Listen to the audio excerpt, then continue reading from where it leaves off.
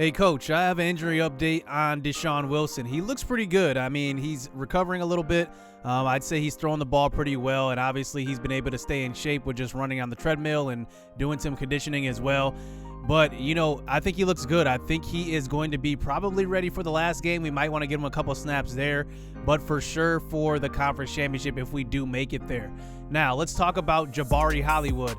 I think that we should consider moving him to receiver. Now, he has took some snaps in practice at receiver. He looks good catching the ball. I got to admit it. He looks pretty good. So I might want to consider moving him there, get him a couple of snaps there and see how he does. Obviously not a full-time position as far as just putting him into a starting role. I would say just ease him in a couple of plays, maybe get him a couple reverses, get him going in the game and see where he goes from there. I think he has some potential at receiver. It's something worth looking at. Yo, what's good, YouTube? This is Jay from TNJ, and welcome back to the Whitetails Dynasty, and we kick off this episode versus a couple of conference opponents. Now, our offense has been lacking this year. Our defense has been carrying us, and our defense will get even stronger next year as you see some of our top recruits visiting for this first matchup versus Iowa. We are nearing the return of Deshaun Wilson, so that will come up soon. But for now, we'll have to work with Jabari Hollywood and Marquise Moore at quarterback as we kick off this first game at home versus the Iowa Hawkeyes. They are not the same team that we're used to seeing from them. They are more of a passing team now. So here we start this game out on offense, close to the 47-yard line. The first carry of the game is a handoff, and Julian Gonzalez gets hit. And that's a loss of 5 yards to start out the game. So now, 2nd and 15. We're going to run Jasper Sweet in motion, and look at this guy. He's going to glitch to us. That's a loss of 2 yards. 54 just all of a sudden got a major speed burst on that one. Now it's 3rd and 16. Marquise Moore backed up, throws to the left side. He's going to lob it to an open spot on the field, and it's going to be incomplete. And we start out this game 3 and out. Now, we are going up against one of our former recruits and one of our former top recruits on our board, Amonte Jacobs. I have not seen him play in much action at all in his career. He is now a junior. What it could have been to have him as our number one target. So here we are back on defense. Here's a throw out to Jacobs, and he will get the first catch of the game for 7 yards. And now they bring it to a 2nd and 3. Here's Hester at quarterback. He's going to roll out to the right side, and the junior jumps out of bounds. Ryan Hester, gain of 5. He's pretty comparable to Deshaun Wilson at quarterback. He's about 6'3", and he can throw the ball pretty well. He's more of a thrower than a runner, though. He's got some high accuracy on him, about 88 accuracy. He's a pretty good quarterback. So now 2nd and 6 this time. Past the 50 now. Hester in the pocket is going to move, but he gets hit. And that's going to be a fumble. That's a really old villain. He gets to him. And that is the first turnover of the game for our defense. Like I said, our defense just keeps us in games. I mean, this is the reason why we're winning. Our offense is definitely not what it was a couple of years ago, even last year. And now, I mean, look at this. I mean, this is how we're winning games, running the football and playing good defense. But here's a scramble out to the left side, and that is a fumble right there. We almost gave it right back. And now we bring it to a 3rd and 2 from the pistol. Here's a handoff. Apollo, he has a hole, and he cuts upfield for the first down, gain of 7 yards. And we keep this drive continuing as now here's Marquise Moore. He's going to drop back to throw, and he throws it way off the mark to Michael Bradbury deep over the middle. And Marquise Moore is 0 for 3 to start this game. He's got to get better. 2nd and 10 this time. Both backs in the backfield, but he's going to scramble and take off. You know he's got that 99 acceleration with 88 speed. He can move. That's a gain of 22 yards. So now a 3rd and 3 inside the 10-yard line. Handoff. Apollo will fight forward, and that's about a gain of 6 yards as now we get it to a 1st and goal. Handoff to Bradbury on the jet sweep. It's a touchdown, 2 yards out. I really love this offense because of the jet sweeps and all the receiver reverses that we have in this playbook. I really, really love that. It definitely is kind of a sleight of hand for the opposing defense. So here is Iowa back out onto the field. Here's Amonte Jacobs. He's been busy so far. He's got a nice gain of 17 on that catch. So now here, play action fake, throw to the right side. And there is Hall, who gets hit hard by our former All-American, Justin Royal. He did not get All-American last year. And now we fast forward. Now they make it inside the 10-yard line. Here's Hester scrambling out to the right. And somehow David Wyatt just lets him run right past him. And that's an 8-yard touchdown run for Hester. And he ties this game up. Actually, he doesn't. They missed the extra point. So here we are back on offense. Iowa sends the pressure and look downfield. We had 3 guys pretty much wide open. That could have been a big play. So now 2nd and 18. We give it to Jasper Sweet on the jet sweep. And look at the room he's got. He puts on a move and gets to the first down marker. Gain of 19 yards on that one. He's got speed. He's got 95 speed. We just need to learn to unlock that speed. Maybe just throw him some accurate balls. So here's an option. This time a pitch out to the right. And somehow Maurice Jackson can't handle it. And Meade picks it up and runs it in.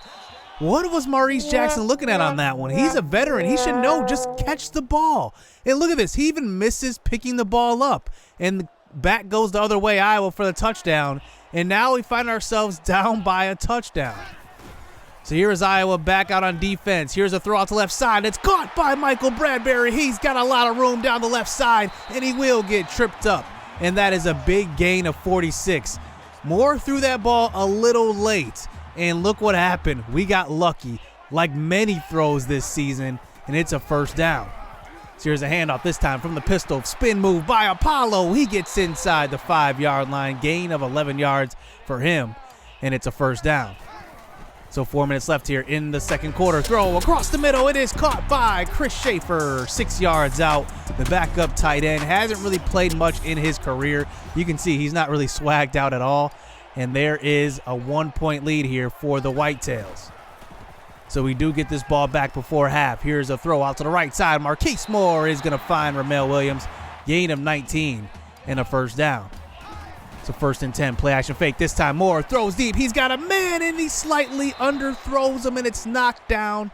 And Marquise Moore may have missed one on that one as his clock winds down inside of 2 minutes left here in the first half. Throw to the right side, and that's going to be a big hit on Ramel Williams. He can't hold on as Iowa gets this ball back with under a minute and a half left here in the first half. They get it on the other side of the field. Here's a run by Wallace. He breaks a tackle, throws off another one. Coco Bamaye can't bring him down, and he gets inside the 5-yard line on that run, and that brings it to a 2nd and goal. Hester throws, and it's a wide open Rory Adams in the end zone. It's a touchdown for Iowa, and they will take the lead here before half. And here we come back out onto the field. We have 2 timeouts left here in the first half. Here is Moore scrambling to the right side. He's going to throw that way. Wide open Jasper Sweet with a lot of room, and he gets tackled from behind. Gain of 45. How do you forget about Jasper Sweet? He's our big-time playmaker. So now, under 20 seconds, throw across the middle. It's highlights Jackson. He's got the catch. 15 yards and a first down. He's got to make up for that turnover earlier. So here is Moore running some slants, but the pressure is right there, and they will get to us. That's a loss of 11, and we will settle for 3. So we actually go into halftime down by 3 points. That has been a reoccurring theme here in this season. We've been lucky to win a lot of games here and remain the number 1 team. So back to start the second half. Here's Ryan Hester. He will throw this one away. We sent the pressure on that one. Good coverage. And that brings it to a 3rd and 10. Hester going to throw this one deep. He gets hit on the throw, and it's going to be picked off by the senior, Marquise Dorsey, and he takes it back to about the 22. And Dorsey has a ton of interceptions this year. He has gotten burnt, but I got to give him more credit. And he's been playing really, really good football on the outside. He and Coco Bamaye have been playing really, really well. So here we are back on offense, and this time Marquise Moore takes it to the left side. And another injury at quarterback. Are you kidding me? And in comes Jabari Hollywood. We're going to just give the ball off to Jasper Sweet. But this time, there's going to be a stop in the backfield. Loss of 6 yards. Oh, my goodness. You've got to be kidding me. But we do get an injury update. He will be back soon. Hollywood wide open. And that is going to be a miss. Trayvon White. That was a walk-in touchdown. Man, our quarterback situation is just a mess. And here comes Iowa back out on offense. And look at them. They are driving again. If they go up by another score, this could definitely be an upset alert game. Here's Hester. Throw out to the right side. It's going to be knocked away by David Wyatt. That's a great defensive play. Our defense is keeping us in this game. And now it's a 23-17 game. So here's Marquise Moore backing onto the field, and he just misses Jasper Sweet on the outside. That's an easy throw. That's a 10-yard out. You got to make that throw. Here is Marquise Moore, this time 3rd and 11, and he gets hit again. And we have to punt this one away. So out comes Iowa back on offense. Wallace with the carry out to left side, using a stiff arm, and somehow fights forward 15 yards. We had him about 8 yards behind the first down marker, and he gets a gain of 15. So here, later on a 3rd and 5, this time we finally get a stop and another stop. And now here they are. They're going to try to stretch it to a 9-point lead. But take a look. Offensive false start definitely moves them out of field goal range. So now they have to punt the ball away. We may have got lucky once again.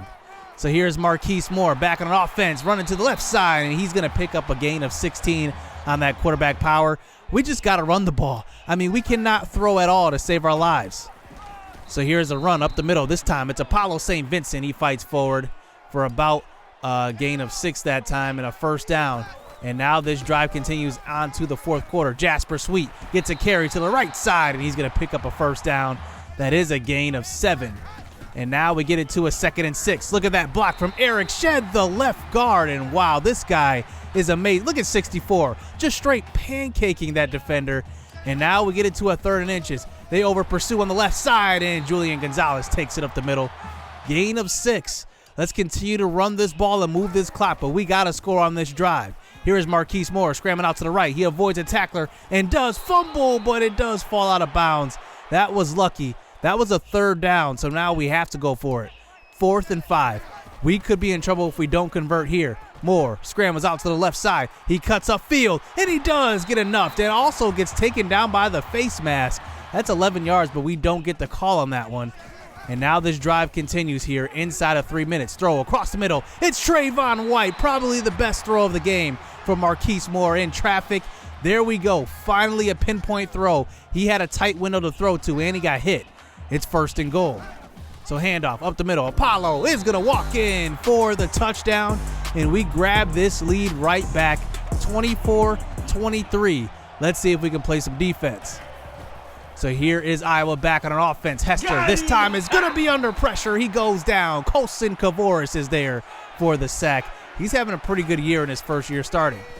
So now 3rd and long. This time we send the pressure from the safety position, and Justin Royal gets in. 4th and 25. They elect to punt the ball away, and they trust their defense to get a stop. So here's Michael Bradbury getting the jet sweep on the first play, and that's a gain of 9. And Iowa calls their first timeout. So 2nd and 1, handoff. Apollo cuts back. He is going to get enough for the first down marker, and that's a gain of 4. And now they burn their 2nd timeout. Now they eventually burn their 3rd. Here, 2nd and 4. One more first down, wins it, and Apollo is going to fight forward, and that one will do it. Gain of 6, and we somehow come back in this game. I mean, man, I am getting nervous every single week playing these teams. I mean, these aren't bad teams. Regardless of the record, Iowa is Iowa. They're 3-5, but you know how good Iowa is. They're always in the top 25 in real life. No different here. They're just having a little bit of a down year. Maybe they've gotten away from their running attack that they've made so famous. But look at this. We come away with a 1-point victory. Every single game this season is close. I cannot wait until Deshaun Wilson gets back. I mean, we are definitely missing somebody that's accurate at quarterback. And Marquise Moore, he had his moments this season, maybe the first couple of games. But besides that, I mean, it's been inconsistent at quarterback, and it's really, really frustrating. And then one of the most frustrating things about having Marquise Moore at quarterback is that his awareness is so low that he can't audible, so I can't change from a pass to a run. I can't hot route, which I didn't do before, but all I like to do is just block players when I need extra protection, and I can't even do that.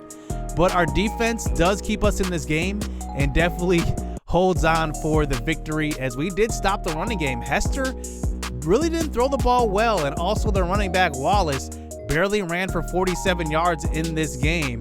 And once again, we move on to another week 10 game here, as I mean, another tough game. Nebraska is 4-4, but this is not an easy team at all. They have some really good playmakers on their team. Davidson at left end is 93 overall, their best rated player. He is a gamer, and I mean, this is going to be a tough game as well. And this time we are on the road, so you already know this is going to be a tough environment to play in. So now we kick into this doubleheader here in this episode. Here we started out with the ball, throw out to left side, and Maurice Highlights Jackson gets tattooed on that one. That's a loss of 3 yards, as that eventually brings us to a 3rd and 11. Moore throws across the middle, and it's picked off by Blunt. He goes up and gets it and snags it out of the air, and Marquise Moore already turns the ball over. I mean, man, that's got to be put in a spot where over the top of the linebacker where the defender cannot get the ball. And now here comes Carey at quarterback. He can run a little bit, but his specialty is passing, especially from the pocket. His accuracy is elite. So now they're set up on the other side of the 15-yard line. Carey, he's going to scramble and throw on the run. He finds Thomas, who backtracks to the ball and actually had the first down, but he did lose some ground. And now they go for it. 4th and 1. Why not? Versus the number 1 team in the nation. What chance do you have to take? Here's Greco with the handoff, and he gets in 6 yards out. And Nebraska takes the lead. We are so used to being in these deficits, as now they come back out onto the field after we fail to move the ball. Throw deep, and it's going to be on one-on-one coverage, and it's knocked away. Marquise Dorsey playing really good football this year. He does come up with a stop, and here comes our offense back out onto the field. So here's Marquise Moore. Throw to left side on the first pass of the following drive. It's picked off. And wow, I mean, these throws are ducks. I mean, Michael Bradbury, we tried to use her and go up with him, but the throw was so bad that we couldn't. I mean, man, this is the type of offense we're working with. So here is Marquise Moore backing onto the field. Deep shot, one-on-one with Jasper Sweet. And he somehow comes down with it. 43 yards. Look at Jasper Sweet. He has it in his hands. But look at this. He turns around one-handed. Just takes it one-handed before it hits the ground. That is a game-changing play. We needed a big play in this one, as now we're in the second quarter. And Marquise Moore throws across the middle. Trayvon White gets horribly hit on that one, but he holds on to it. He's okay. Gain of 17. So now we run the jet sweep, this time with Michael Bradbury. I love Bradbury in this offense. He does take it up the middle. Gain of 13. I think Bradbury is a guy that's definitely going to be a bright spot on this team. He's only a sophomore. I like what I see. So here is Jackson with a catch across the middle, but he gets stripped. You've got to be kidding me. You've got to help out your quarterback. But take a look. They go to the replay booth, and it looks like his knee was down, so we luck out. And now this drive continues. Handoff. Apollo is going to fight forward, and that's a touchdown. We tied this game up at 7 apiece. I think we've been trailing in every game this season, and that's been the trend. And here we go back on defense. Throw out to the right side. This time Andy Thomas gets pushed out of bounds by Tamari Jamison, who's having a pretty good year. And now we force the punt, and we come back out onto the field. We're just going to run the ball now. Here's a handoff. Apollo St. Vincent. He gets about 9 yards on that one, bringing it to a 2nd and 5 as we eventually get it past the 50. Handoff, Sweet, and he gets the first down. Gain of 5 for him. And these receivers have been getting a lot of carries this year. I really like this offense, like I keep repeating. Here's a handoff up the middle, and Apollo is going to fight forward. Gain of about 9 on that one, and he's run the ball pretty well on this one as well. So here's another handoff. This time Apollo, another first down. Gain of 6, and this has got to be the formula here in this game.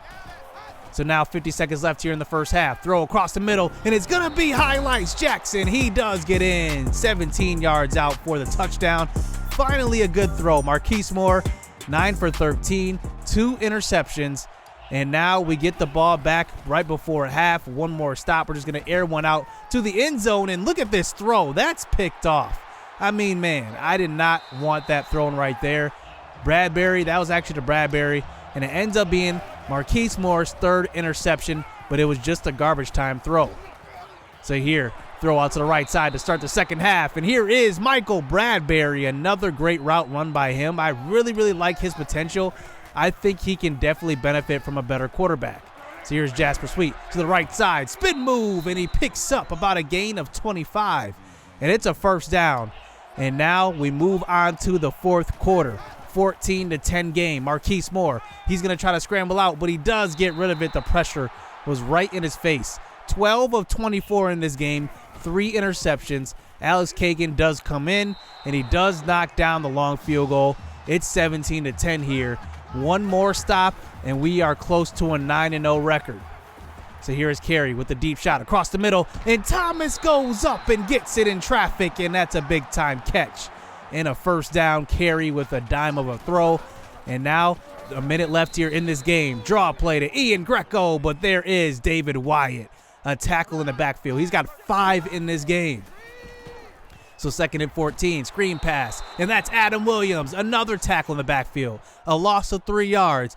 Bringing it to a 3rd and 16. Nebraska has 1 timeout. They throw the middle screen to the right, and there's a big hit by Justin Royal on Thomas Hines. And now this clock continues. They have 1 timeout. 4th and 9. This is the game. Carey tries to scramble. He's going to take it himself, but he slides before the first down marker. He loses track of where he is on the field, and that is just short of the first, and it's a turnover, and effectively ends this game. And somehow this team is still undefeated. Apollo St. Vincent gets player of the game. 14 attempts, 72 yards, and a touchdown.